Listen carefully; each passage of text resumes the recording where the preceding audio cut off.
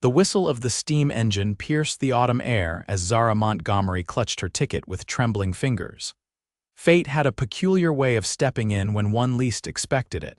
And on this crisp October morning in 1885, fate wore spurs and a weathered Stetson.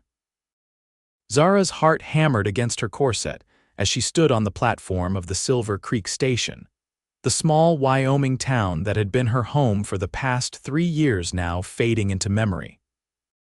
The eastbound train to Chicago would arrive in mere minutes, whisking her back to the civilized world she'd once known. Her carefully packed trunk stood beside her, containing the modest belongings she'd accumulated during her time as the town's schoolteacher, a position she was now abandoning. Last call for eastbound passengers, train arriving in 5 minutes. The station master called out, his voice barely audible over the commotion of the platform. Zara drew a deep breath, willing her nerves to steady. This was the right decision. It had to be. Silver Creek held nothing for her now except painful memories and broken dreams. The teaching position she'd accepted with such hope had become a prison of sorts, confining her to a life of loneliness and quiet desperation. The letter from her aunt in Chicago offering her a place in society once more had been the escape route she needed. The distant rumble of the approaching train vibrated through the wooden planks beneath her feet. In moments, she would board and leave this chapter of her life behind forever. As the black iron beast rounded the bend, belching smoke into the clear Wyoming sky, Zara felt a curious mixture of relief and regret wash over her. "Miss Montgomery," the voice cut through the station's din like a knife. Deep, urgent, and achingly familiar. A voice she had convinced herself she'd never hear again. Preston Wade. The man who had stolen her heart and then vanished like morning mist. Zara turned, unable to stop herself. There he stood at the edge of the platform, still astride his chestnut stallion, his broad shoulders silhouetted against the rising sun. His dark hair was longer than she remembered, curling slightly at the nape of his neck beneath his hat. Even from this distance, she could see the intensity in his blue eyes, the same eyes that had captivated her from the moment they'd met. "Don't go," he called, swinging down from his horse with the fluid grace of a man who'd spent more time in the saddle than on his feet. The train whistle blew again, closer now. Passengers began to gather their belongings, preparing to board. Preston strode toward her, his spurs jingling with each purposeful step.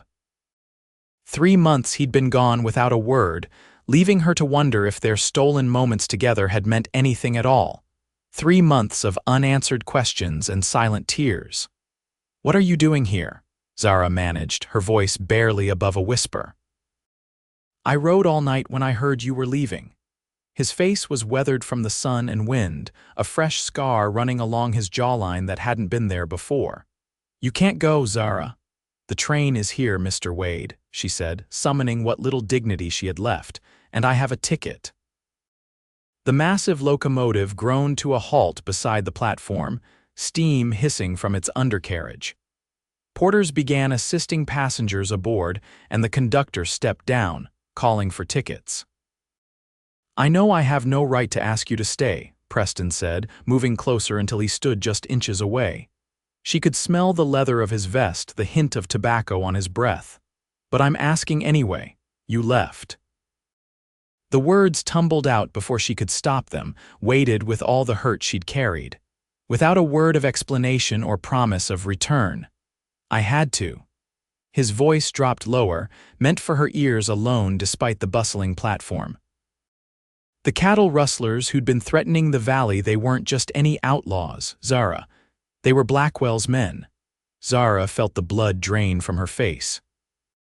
Everyone in 3 counties knew of Judge Blackwell's corruption, how he controlled most of the territory through fear and a band of loyal gunmen who did his bidding. Preston had spoken against him publicly once, at a town meeting months ago. "You went after them?" She asked, though she already knew the answer. It was he was the man who fought for what was right, no matter the cost. I joined a federal marshal who'd been tracking them. We've spent months gathering evidence, building a case that even Blackwell can't escape. Preston's eyes never left hers. It's over now. Blackwell was arrested yesterday in Cheyenne. His men are scattered or in custody. The train conductor approached them. "Madam, your ticket, please." Zara glanced at the ticket in her hand, then back at Preston. "Why didn't you tell me?" Blackwell had eyes everywhere. Anyone I was seen to care about would have been in danger. His hand reached for hers, calloused fingers brushing against her gloved ones.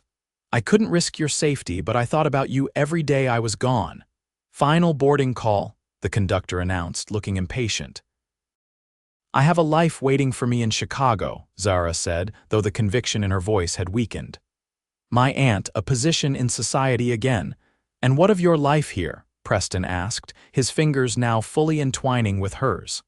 "The children who need their teacher. The town that's come to depend on you." He paused, vulnerability flashing across his features. "The man who loves you." The words hung in the air between them, more powerful than any she'd ever heard.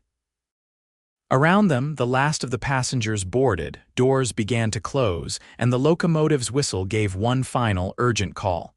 "Miss, are you boarding?" The conductor stood at the steps of the nearest car, ticket punch in hand. Zara looked at the train, then back at Preston, who still held her hand as if it were the most precious thing in the world. "I need to know one thing," she said, her voice steady despite the storm of emotions within. "If I stay, will you stay too?" No more disappearing on dangerous missions without a word. Preston's grip tightened on her hand. "I can't promise there won't be trouble, this is still the frontier. But I can promise you'll never wonder where I am or when I'm coming back. Whatever comes, we'll face it together."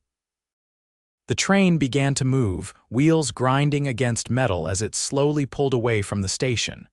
The moment of decision was upon her. "Madam," the conductor called one last time, taking a few steps with the moving train. Zara looked down at her ticket, then with deliberate care released it.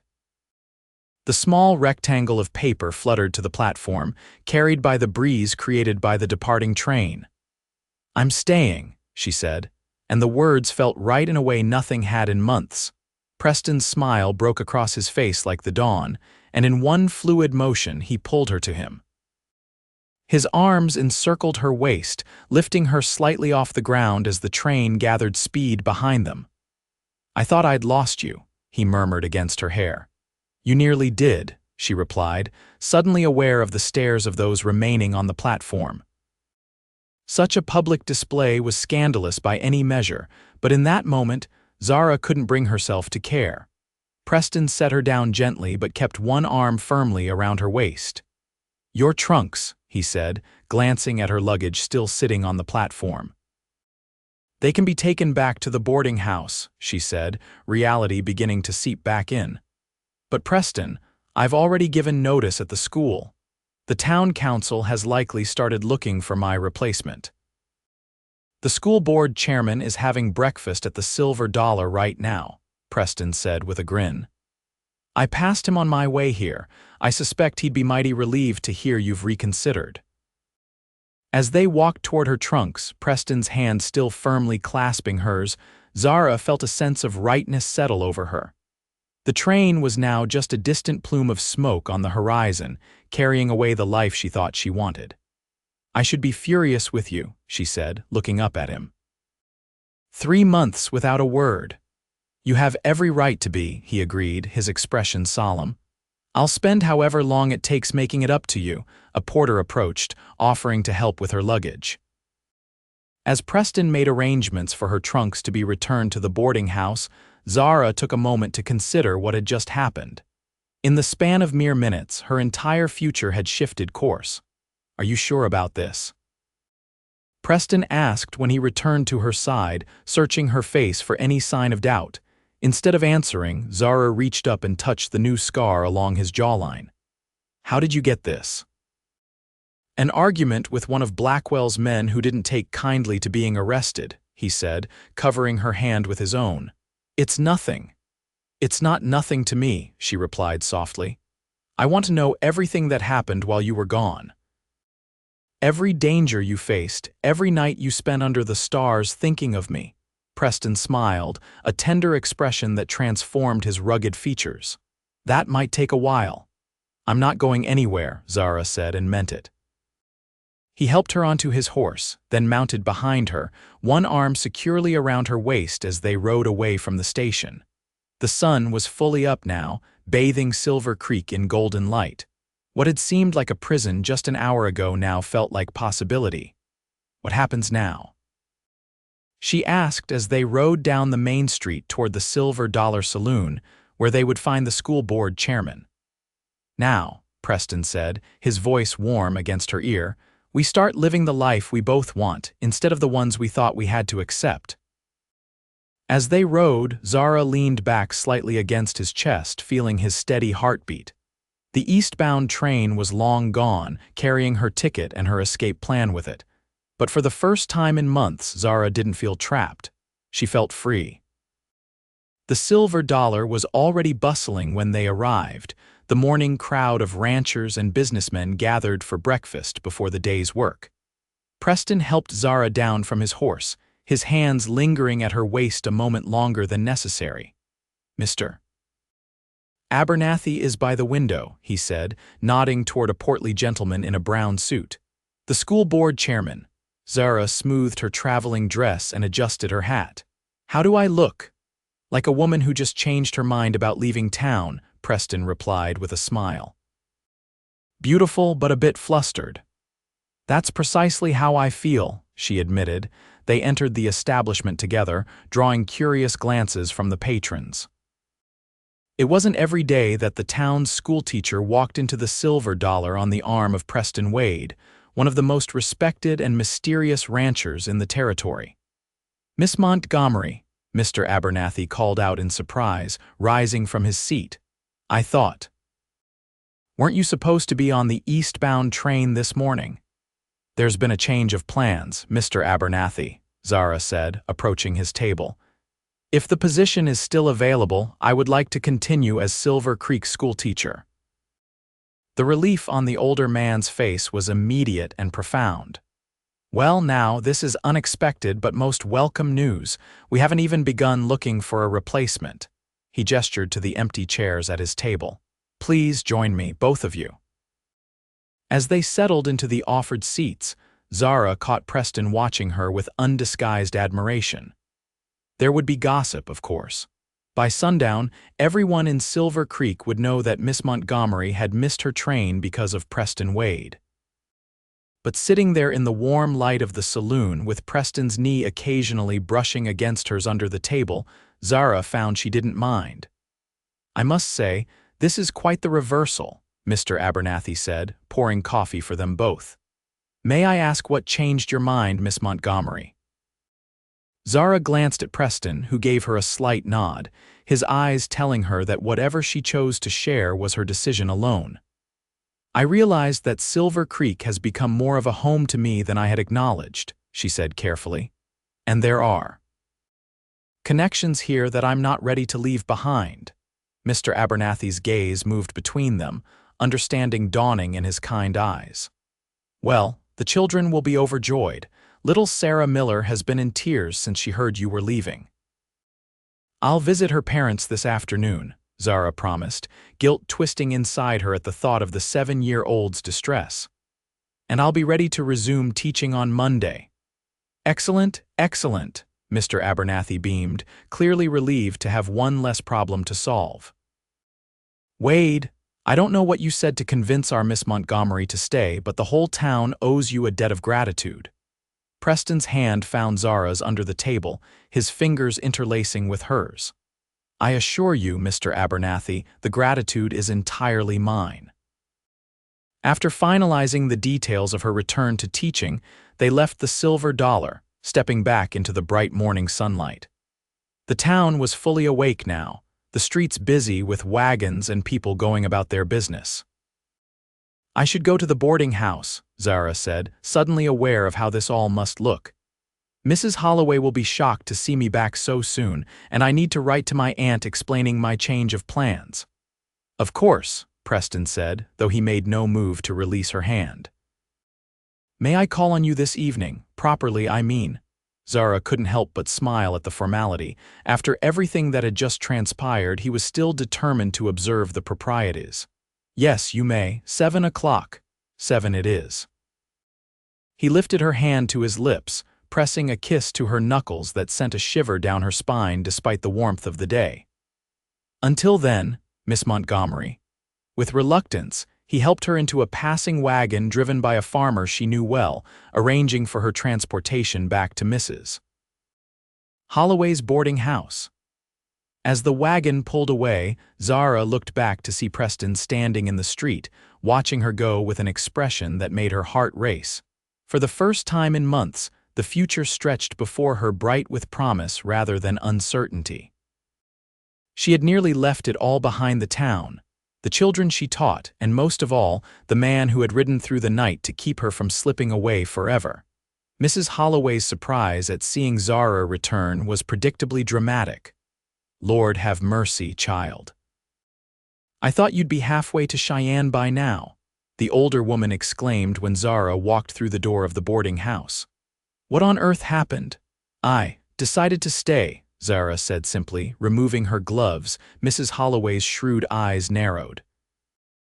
This wouldn't have anything to do with Preston Wade showing up at the crack of dawn, asking which train you were taking, would it? News traveled fast in Silver Creek, but this was impressive even by the town's standards.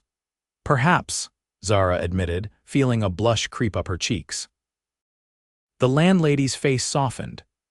Well, it's about time that man did something besides stare at you across the church on Sundays. She bustled toward the stairs. Your room's just as you left it. I hadn't the heart to clear it out yet. Relief washed over Zara. Thank you, Mrs. Holloway. Your trunks arrived just before you did, the older woman added.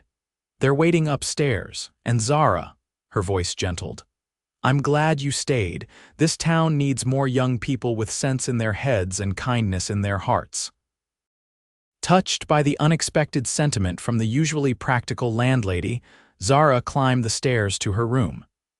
It was exactly as she'd left it that morning: the small bed with its patchwork quilt, the modest dresser, the writing desk beneath the window that overlooked the main street.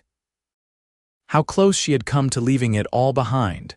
She sat at the desk and pulled out a sheet of paper to write to her aunt in Chicago. The letter would need to be both apologetic and firm.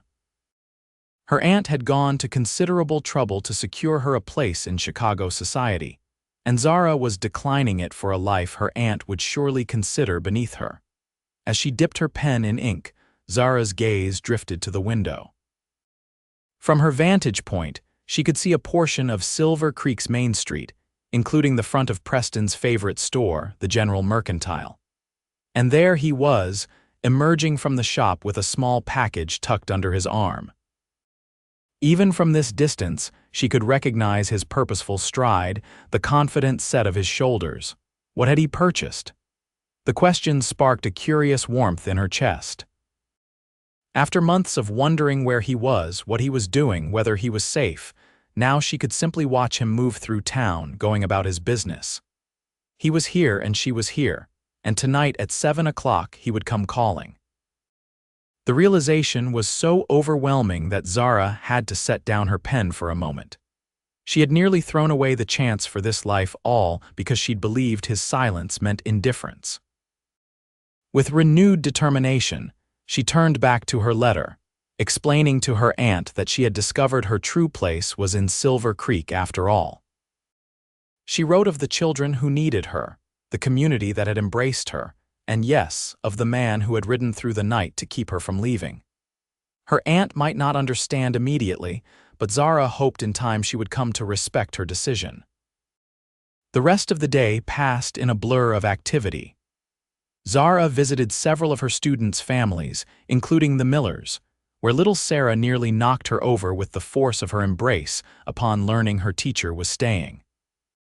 She stopped by the schoolhouse to inform the temporary substitute that his services would not be needed after all, then spent an hour at the Mercantile ordering supplies for the coming term.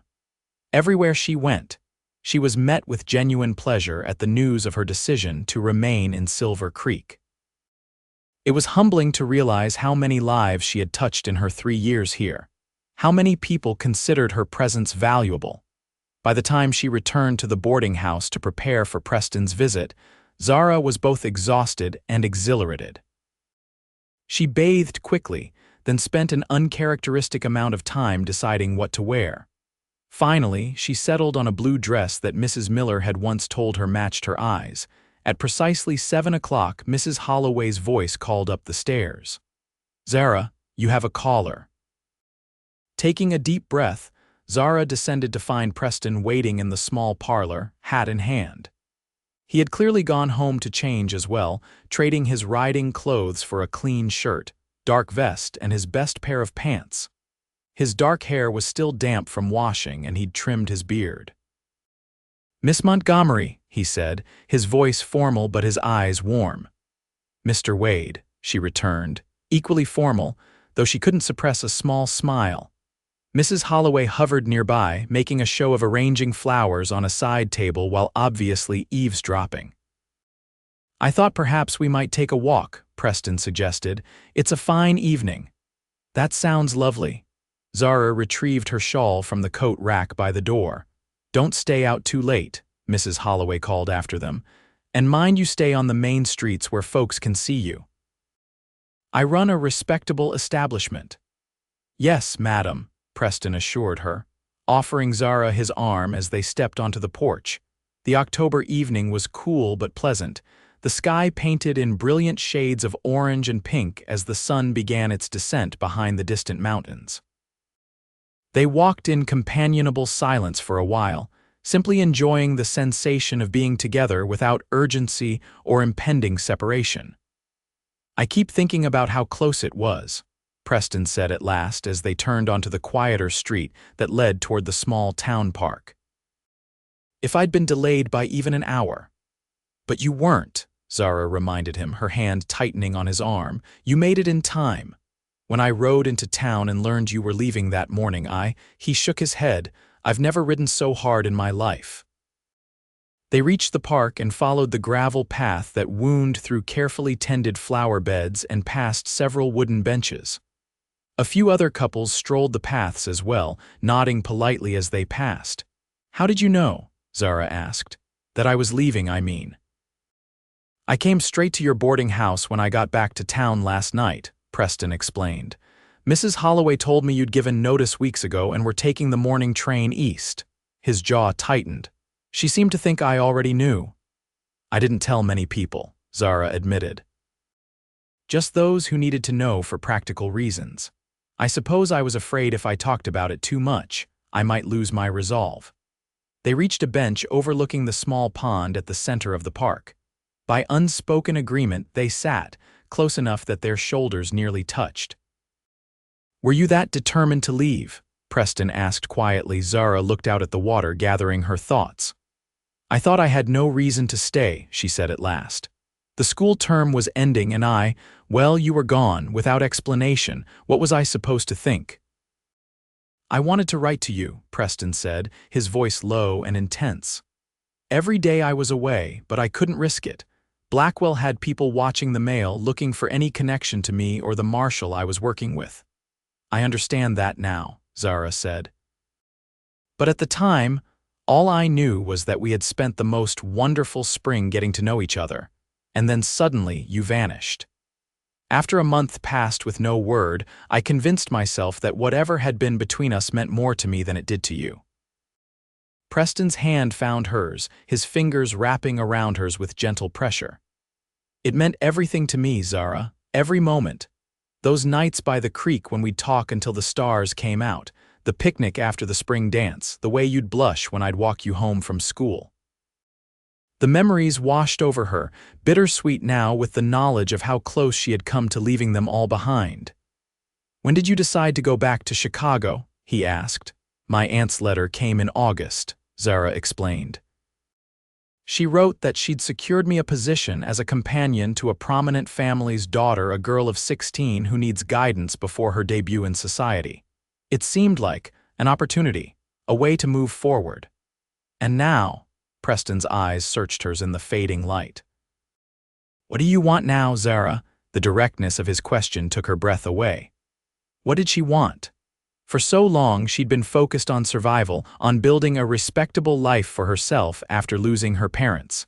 She'd come west for the teaching position, her only goal to be self-sufficient. Romance, marriage, a family of her own, these had seemed like distant dreams until Preston Wade had walked into her classroom one day to fix a broken window and stayed to help her put away books. "I want to be where I belong," she said softly, "with people who matter to me. Doing work that makes a difference." She met his gaze steadily. "I want to be brave enough to believe in something lasting, even in a world that often feels temporary." Preston's expression softened, and he reached into his pocket, pulling out the small package she had seen him carrying earlier that day. "I got something for you," he said, placing it in her palm. Curious, Zara unwrapped the brown paper to reveal a small wooden box. Inside, nestled on a bed of cotton, was a delicate silver locket on a fine chain. "Preston," she breathed, lifting it carefully. "Open it," he urged. Inside the locket was a tiny pressed flower, a wild prairie rose, the same kind he had picked for her during their picnic after the spring dance. "I've carried that with me every day since I left," Preston said. "It reminded me what I was fighting for, not just justice or some abstract ideal of right and wrong, but a future. Our future, if you'll have me." Zara closed her fingers around the locket, emotion threatening to overwhelm her. "It's beautiful." "I'm not asking for promises tonight," Preston said, his thumb gently stroking the back of her hand. "I know we have time now, time to relearn each other, to be sure, but I want you to know that I came back to Silver Creek for you, Zara, and I'm staying for you too." The last light of day was fading now, the first stars appearing in the deepening blue of the eastern sky. Around them, the other couples had drifted away, leaving them alone by the pond with only the chorus of frogs and crickets for company. "We should head back," Zara said reluctantly. "Mrs. Holloway will be watching the clock." Preston nodded, rising and offering his hand to help her up. But instead of releasing her once she was standing, he drew her closer, his free hand coming up to cup her cheek. "May I?" he asked, his voice a whisper between them. In answer, Zara lifted her face to his, her eyes closing as his lips met hers in a kiss so tender it made her heart ache. His arms encircled her waist, drawing her closer, and for a perfect moment, the world narrowed to just the two of them beneath the emerging stars. When they finally broke apart, Preston rested his forehead against hers, his breathing uneven. "I've thought about doing that every day for 3 months," he confessed. "Was it worth the wait?" she asked, a smile playing at the corners of her mouth. His answering smile was all the response she needed. They walked back to the boarding house hand in hand, the silver locket now hanging around Zara's neck, a tangible reminder of what had nearly been lost and what had been found again on a train platform at dawn. The following weeks passed in a blur of happiness for Zara. She returned to teaching, her classroom filled with the eager faces of Silver Creek's children. Each afternoon, Preston would appear at the schoolhouse door, waiting to walk her home. The townspeople quickly grew accustomed to seeing them together, and if there was gossip about the schoolteacher and the rancher, it was of the benevolent variety. October gave way to November, and the first snow dusted the mountains surrounding Silver Creek. Preston's visits to the boarding house became a regular fixture of Zara's evenings, the two of them sitting in Mrs. Holloway's parlor, talking for hours while the landlady pretended to read nearby, maintaining the propriety she insisted upon under her roof. As Thanksgiving approached, Preston invited Zara to dinner at his ranch, 5 miles outside of town. The invitation included Mrs. Holloway as chaperone, of course, but it would be Zara's first time seeing where Preston lived. "It's not much," he warned as they rode out in his wagon on Thanksgiving morning. Mrs. Holloway perched beside Zara on the seat, a basket of fresh baked rolls on her lap. "Certainly nothing like the fine houses you must have known in Chicago." "I'm sure it's lovely," Zara assured him, excited despite the biting cold of the late November day. The Wade Ranch came into view as they crested a small hill, a sturdy log cabin with smoke curling from the stone chimney, a large barn, and several corrals where horses milled about in the morning light. Behind the buildings, the land stretched away toward the distant mountains, acres of good grazing land dotted with cattle. "Preston, it's beautiful," Zara said, taking in the picturesque scene. He looked pleased at her approval. "My father built the original cabin. I've added to it over the years a proper kitchen, another bedroom. It's still simple, but it's a real home," she finished for him, understanding in her voice. They were greeted at the door by Martha, an older woman who had worked for Preston's family since he was a boy, now serving as his housekeeper and cook. She welcomed them warmly, taking Mrs. Holloway off to the kitchen to help with final preparations for the meal. "Let me show you around," Preston said, offering Zara his arm once they'd removed their coats. The cabin was indeed larger than it appeared from outside, with a spacious main room centered around a stone fireplace, a well-appointed kitchen, and several doors leading to what Zara presumed were bedrooms and perhaps an office. The furniture was solid and well-made, if not fancy, and everything was scrupulously clean. What caught Zara's attention, however, were the bookshelves. An entire wall of the main room was lined with them, filled with volumes on every subject imaginable. "You're a reader," she said, delighted as she ran her fingers along the spines of several classic novels. "My mother's influence," Preston explained, watching her with a smile. "She was a schoolteacher too before she married my father.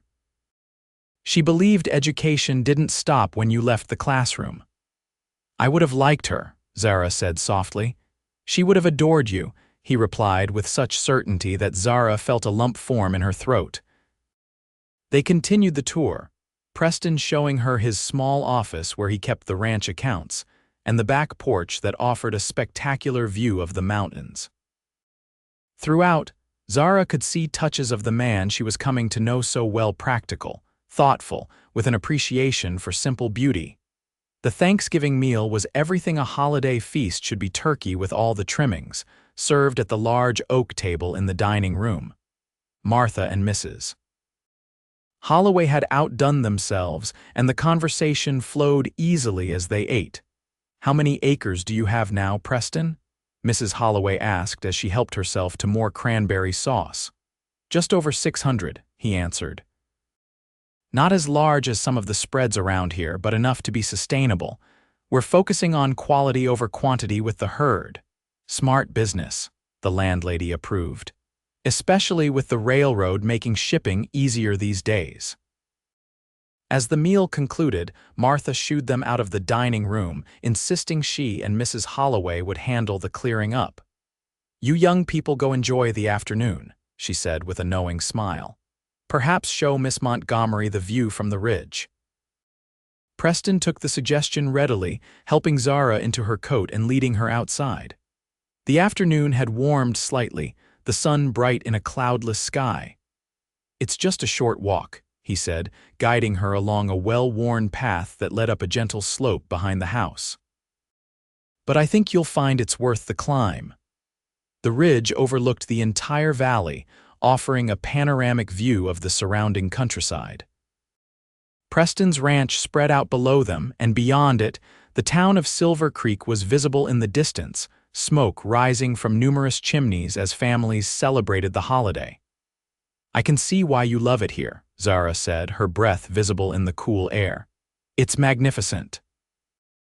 "I used to come up here as a boy when I needed to think," Preston said, standing close beside her. "My father would find me here whenever there was a decision to be made or a problem to solve.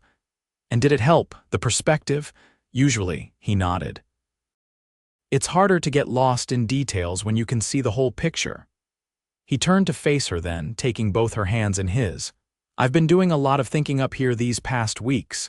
Zara's heart quickened at the seriousness in his tone. "About what? About us? About the future?" His thumbs traced gentle circles on the backs of her hands. "I know we agreed to take our time, to be sure, but Zara, I've never been more certain of anything in my life than I am of my feelings for you. She held her breath, afraid to hope too much but unable to stop the surge of emotion his words evoked. "I love you," Preston said simply. "I think I've loved you since that first day in your classroom when you were so determined to fix that broken window yourself rather than wait for help." Zara laughed softly at the memory. "I was being stubborn. You were being independent," he corrected with a smile, "and I admired that, even as I insisted on helping anyway." The wind picked up, sending a tendril of her hair escaping from beneath her bonnet. Preston reached up to tuck it back, his touch lingering against her cheek. "I don't want to rush you," he said, "but I need you to know where I stand, what I hope for." Zara's heart felt too full for her chest, the joy of his words overwhelming.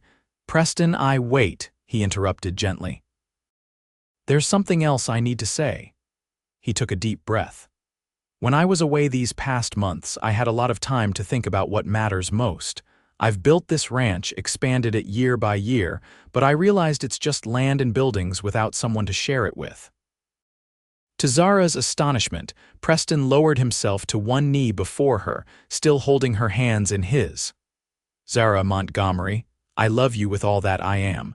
Would you do me the extraordinary honor of becoming my wife?" Time seemed to stop as she looked down at this man. This good and honorable man who had ridden through the night to keep her from leaving, who had carried a pressed flower for 3 months as a token of his devotion, who now knelt before her offering his heart and his future. "Yes," she whispered, and then louder, "Yes, Preston. Yes, I will marry you." Joy blazed across his features as he rose, lifting her off her feet in an embrace that expressed what words could not. When he set her down, he reached into his pocket and withdrew a small velvet pouch. "This was my mother's," he said, opening it to reveal a gold ring set with a modest diamond surrounded by tiny sapphires. "My father gave it to me before he died, said I should save it for the woman who would be my partner in all things." With trembling fingers, Zara allowed him to slip the ring onto her finger. It fit perfectly, as if made for her. "It's beautiful," she said, admiring the way the stones caught the afternoon light. "She would have wanted you to have it," Preston assured her, his arms encircling her waist. "Just as I want you to have everything I can give you: my name, my home, my heart." Zara lifted her face for his kiss, her heart so full she thought it might burst. Against all odds, against reason and circumstance, they had found each other. And now, on this ridge overlooking the valley they both called home, they had promised each other forever. Mrs. Holloway's reaction to their engagement was predictably dramatic but ultimately approving. "Well, it's about time," she declared when they returned to the house, hand in hand, Zara's new ring gleaming on her finger. "I was beginning to think I'd need to lock you two in the root cellar to get some action." Martha was more restrained but equally pleased, offering quiet congratulations and immediately beginning to discuss wedding preparations as she served apple pie and coffee in the main room. "Spring would be lovely," she suggested. "After the mud season but before the summer heat." "That sounds perfect," Zara agreed, still feeling slightly dazed by the day's developments. "Nothing elaborate, of course. The whole town will want to celebrate," Mrs. Holloway predicted. "You're both well loved in Silver Creek." As the women continued to plan, Preston sat beside Zara on the sofa, his arm around her shoulders, a contented smile on his face. Occasionally, he would press a kiss to her temple or squeeze her hand, as if reassuring himself that she was really there, that she had really said yes. The ride back to town that evening was filled with happy conversation, Mrs. Holloway now fully invested in the role of wedding planner, suggesting everything from flowers to cake flavors. Zara let the older woman's enthusiasm wash over her, her own happiness too complete to be diminished by concerns about details. When they reached the boarding house, Preston helped both women down from the wagon, then asked Mrs. Holloway for a moment alone with his fiancée. The landlady agreed with surprising grace, taking herself inside with a knowing smile. "Are you happy?" Preston asked once they were alone, searching Zara's face in the dim light of the porch lantern. "Completely," she assured him, leaning into his embrace.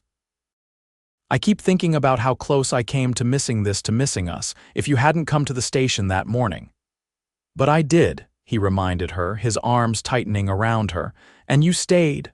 I stayed, she echoed, lifting her face for his kiss.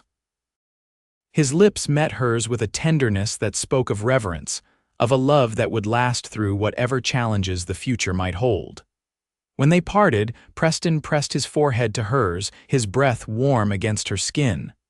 I'll see you tomorrow, he promised. We can tell the children about our engagement if you'd like. The thought of sharing their news with her students brought a fresh wave of joy. They'll be thrilled, she said. Especially Sarah Miller. She's been asking when you're going to come fix something else in the classroom. Preston laughed. Smart girl. I might have to manufacture some repairs just to have an excuse to visit. With one final kiss, they said goodnight, Zara watching from the porch as Preston drove his wagon back toward his ranch, his figure gradually disappearing into the darkness. Inside, Mrs. Holloway was waiting in the parlor, a knowing look on her face. That man is besotted with you, she said without preamble. Has been since the first time he laid eyes on you, if you ask me. I'm rather besotted with him too, Zara admitted with a smile. The landlady's expression softened. I'm happy for you, child, truly. You deserve a good man, and Preston Wade is one of the best. Thank you, Mrs. Holloway, Zara said, touched by the older woman's sincerity, for everything, for being so understanding when I nearly left and for welcoming me back without question. This is your home, Mrs. Holloway said simply. Some people take a while to realize where they belong, that's all. That night, as Zara prepared for bed in her small room, she stood by the window looking out at the stars. The same stars that Preston could see from his ranch. The same stars that had witnessed their promises to each other on the ridge that afternoon. She touched the silver locket at her throat, then the ring on her finger, tokens of a love that had survived separation and misunderstanding to emerge stronger.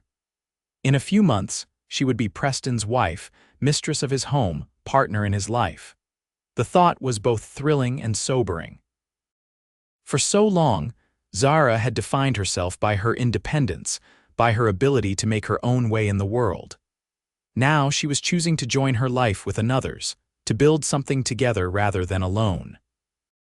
As she climbed into bed, Zara realized that far from feeling like a surrender of independence, her decision felt like its ultimate expression. She was choosing this life, this man, this future not out of necessity or convention, but out of love. And that, she decided as sleep claimed her, was the greatest freedom of all. News of their engagement spread through Silver Creek like wildfire. By the time Zara arrived at the schoolhouse the next morning, several of her students were already waiting with wildflowers they'd picked along the way, eager to congratulate their teacher. Is it true, Miss Montgomery? Sarah Miller asked, her eyes wide with excitement. Are you really going to marry Mr. Wade? Yes, it's true, Zara confirmed, unable to suppress her smile at the children's enthusiasm. Does that mean you'll have to stop teaching? Asked Thomas Wilson, a serious 10-year-old with a talent for mathematics. No, Thomas, Zara assured him. Mr. Wade and I have already discussed it. I'll continue teaching as long as the school board will have me. This news was met with cheers from the children, who had clearly been concerned about losing their beloved teacher to matrimony. The day passed in a blur of congratulations as parents and townspeople stopped by the schoolhouse to express their good wishes. By the time Preston arrived to walk her home, Zara's desk was covered with small gifts and cards from well-wishers. I see the news has traveled, Preston remarked, surveying the collection with amusement. I believe Mrs. Holloway may have visited the general store first thing this morning, Zara said dryly. From there, it was only a matter of time. Preston helped her gather the gifts, his expression growing serious as they walked toward the boarding house. I hope you meant what you told the children about continuing to teach, he said. I know some might expect you to give it up once we're married, but I would never ask that of you. I did mean it, Zara assured him, touched by his understanding. Teaching is part of who I am. I can't imagine giving it up. Good, he nodded. The ranch is close enough that the ride to town isn't burdensome, and on days when the weather's too poor you could stay at Mrs. Holloway's if needed. The care with which he had clearly thought through the practical aspects of their future together warmed Zara's heart. This was a man who respected her work, who understood its importance to her. "What about children?" she asked, the question slipping out before she had fully considered it. "Our children, I mean, someday?" Preston's step faltered momentarily, his eyes warming as they met hers. "I would love nothing more than to have a family with you, Zara," he said softly, "when the time is right, and we'll figure out the rest as it comes together." The simple certainty in his voice, the faith that they would navigate whatever challenges arose as partners, reassured her more than elaborate promises could have. The months leading up to their spring wedding passed in a whirlwind of planning and preparation. Zara continued teaching, while also spending as much time as possible at the ranch, learning its rhythms and routines. Martha took her under wing, teaching her the particular quirks of the cabin's stove and the best ways to manage the household accounts. Preston, meanwhile, threw himself into expanding and improving the ranch house. With Zara's blessing, he added a larger study that could double as a classroom if needed, with built-in bookshelves and a wide desk where she could grade papers and prepare lessons.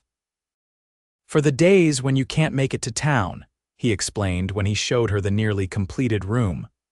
"Or for summers, when you might want to tutor some of the children from outlying farms." Zara had been speechless, overcome by the thoughtfulness of the gesture. It was yet another sign of how fully he accepted and supported her vocation. As April arrived, bringing with it green grass and wildflowers, the final wedding preparations began in earnest. The ceremony would be held in Silver Creek's small church, with a reception to follow in the town square, weather permitting. Nearly everyone in town had contributed something to the celebration, from Mrs. Miller's famous wedding cake to Mr. Johnson's offer of his finest wagon, decorated with ribbons and flowers, to carry the newlyweds from the church to the reception. The night before the wedding, Zara sat in her room at the boarding house, a mixture of excitement and nostalgia washing over her. Tomorrow she would become Mrs. Preston Wade. Tomorrow she would say goodbye to this small room that had been her home for 3 years and begin a new life at the ranch with the man she loved. A soft knock at her door roused her from her thoughts. "Come in," she called, expecting Mrs. Holloway with some last-minute wedding detail. Instead, it was Martha who entered, carrying a small wooden box. "I hope I'm not disturbing you, Miss Montgomery," the older woman said, "but there's something I wanted to give you privately before tomorrow's festivities." "Of course not, Martha," Zara said, gesturing for her to sit on the edge of the bed. "And please, it's Zara." Martha smiled, settling beside her and placing the box in her lap. "This belonged to Preston's mother," she explained. "She asked me to keep it for the woman her son would someday marry."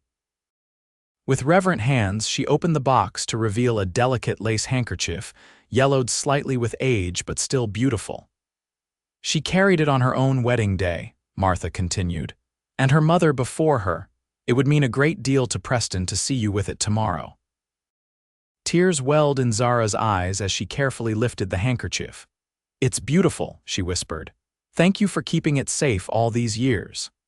"Eleanor Wade was a remarkable woman," Martha said softly. "Strong, kind, dedicated to her family and community, much like yourself." She patted Zara's hand. "She would have been so proud to call you daughter." Zara clutched the handkerchief to her heart, deeply moved by the connection to the woman who had raised the man she loved. "I'll treasure it always," she promised. Martha nodded, satisfied. "There's something else in the box," she said. "Something I think you'll find particularly meaningful, given your profession." Beneath where the handkerchief had lain was a small leather-bound book. Zara opened it carefully to discover it was a journal filled with elegant handwriting. "Eleanor's teaching journal," Martha explained. "From her years in the classroom. She recorded her methods, her successes and failures, her observations about different types of learners." Zara ran her fingers reverently over the pages, overcome with emotion at this unexpected glimpse into her predecessor's mind. "This is priceless," she murmured. "She was an exceptional teacher," Martha said with pride. "Just as you are. I know she would want you to have this, to carry on her legacy in your own way." When Martha had gone, Zara sat for a long time with the journal open on her lap, reading Alina Wade's thoughtful observations about teaching and learning. It felt like a blessing from beyond, an affirmation that she was exactly where she was meant to be. The wedding day dawned clear and mild, the kind of perfect spring morning that seemed designed for new beginnings. Mrs. Holloway bustled about, helping Zara dress in the simple but elegant ivory gown they had chosen together. Sarah Miller arrived with her mother to help arrange Zara's hair, weaving spring flowers into the dark waves before securing the borrowed veil. "You look beautiful, Miss Montgomery," Sarah said solemnly when they had finished. "Thank you, sweetheart," Zara replied, blinking back tears that threatened to ruin the careful work. Mrs. Miller adjusted the veil one last time. "Preston Wade won't know what hit him," she declared with satisfaction. The wagon arrived to take Zara to the church, driven by Mr. Abernathy, who had asked for the honor of giving the bride away. The streets of Silver Creek were lined with well-wishers as they passed, calling out congratulations and good luck. At the church, Zara waited in the small antechamber, her heart racing with anticipation. She could hear the murmur of voices from the sanctuary, where it seemed the entire town had gathered to witness the union. "Ready, my dear?" Mr. Abernathy asked, offering his arm. Zara nodded, taking a deep breath. "More than ready," she assured him. The simple melody of Jesu, joy of man's desiring, filled the church as they entered, played on the old piano by Mrs. Johnson. Zara saw none of the decorated pews or flower arrangements, her gaze fixed solely on Preston, waiting for her at the altar. He stood tall and proud in his best suit, his eyes never leaving hers as she walked toward him on Mr. Abernathy's arm. In his gaze, Zara saw everything she had ever wanted: love, respect, partnership, home. When Mr. Abernathy placed her hand in Preston's, Zara felt a sense of rightness so profound it nearly took her breath away. This was where she belonged, beside this man who had ridden through the night to keep her from leaving, who had promised to love and support her exactly as she was. The ceremony itself was a blur of emotion and sacred words. They had chosen traditional vows, finding in their simplicity all they wished to promise each other. When Preston slipped the gold band onto her finger to join her engagement ring, his hands were steady, his voice clear and sure as he pledged his life to hers. "I now pronounce you man and wife," Reverend Collins declared. "What God has joined together, let no man put asunder." Preston's kiss was gentle but filled with promise, his hands cradling her face as if she were the most precious thing in the world. When they turned to face their friends and neighbors as Mr. and Mrs. Wade for the first time, the church erupted in cheers and applause. The celebration that followed was everything a frontier wedding should be: joyous, communal, a true reflection of the town's spirit. Tables laden with food filled the town square, a fiddle band played lively tunes for dancing, and children ran about with ribbons streaming from sticks, adding to the festive atmosphere. "Are you happy, Mrs. Wade?" Preston asked as they shared their first dance, his arms strong around her waist. "Completely," Zara assured him, her eyes shining with joy. "And you, Mr. Wade?" "More than I ever thought possible," he replied, drawing her closer as they moved to the music. As the celebration continued around them, Zara couldn't help but marvel at the journey that had brought them to this moment. From that first meeting in her classroom to the pivotal morning at the train station, through months of rebuilding trust and discovering deeper love, they had forged a bond that would weather whatever challenges lay ahead. The sun was setting when they finally took their leave, climbing into the decorated wagon that would carry them to their home now, not just Preston's. The townspeople sent them off with cheers and well wishes, tossing flower petals and rice as the horses pulled them away from Silver Creek and toward the ranch. As they crested the same ridge where Preston had proposed months earlier, he drew the wagon to a halt, wanting Zara to see their home in the golden light of sunset. The cabin glowed warmly in the distance, windows lit with welcoming lanterns that Martha had placed before joining the wedding celebration. "Welcome home, Zara Wade," Preston said softly, lifting her hand to his lips. Zara leaned against his shoulder, contentment washing over her as she gazed at the scene below. "Home," she echoed, the word filled with all the meaning and promise of their new life together. The years that followed their wedding were filled with all the joy, challenge, and growth that make a marriage strong. Zara continued teaching at the Silver Creek School, riding to town each morning and back to the ranch each afternoon, except during the worst of winter weather when she would stay at Mrs. Holloway's boarding house for a night or two. Preston's ranch prospered under their joint care, his knowledge of cattle and land complemented by Zara's sharp mind for business and accounts. Together, they built something greater than either could have achieved alone, a thriving enterprise that allowed them to employ several local men and contribute significantly to the town's economy.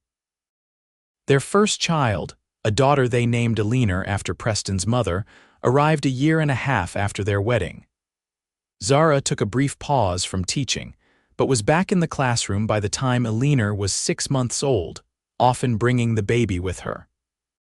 The students were enchanted by their teacher's child, and more than one young girl declared her intention to become a teacher, just like Mrs. Wade when she grew up.